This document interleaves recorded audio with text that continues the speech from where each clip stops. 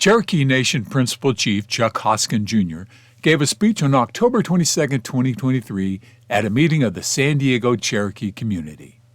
In the little town of Kenwood, anybody from Kenwood? We're building, we got Donnie Squirrel from Kenwood, of course, but we're building a community center there. Here's another example of us supporting a community that the rest of the world forgot about. Kenwood is a community that's not very big, but there's a lot of fluent Cherokee speakers in Kenwood. There's a lot of people in Kenwood that still practice the life ways that my ancestors and your ancestors practiced long ago. They're still doing it in Kenwood.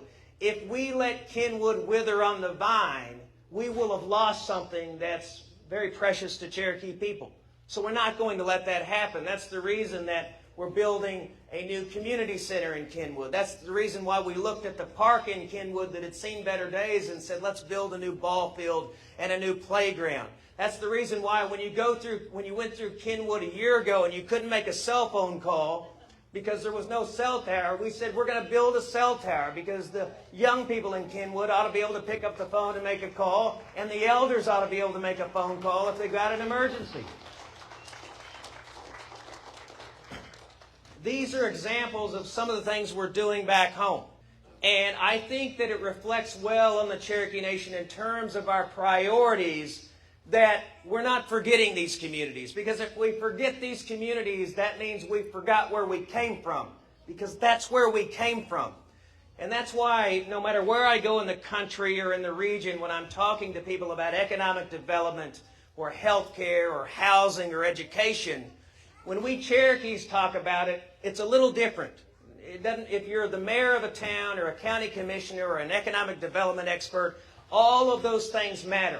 But if you're Cherokee and you're talking about it, it goes to the core of who you are. Whether you're successful or not on these efforts to improve these communities feels like it's existential. It feels like it will determine whether your people in generations from now are still going to be here. And that's why I think Cherokee Nation is such a force for progress back home, because our motive is not just dollars, it's not just profit.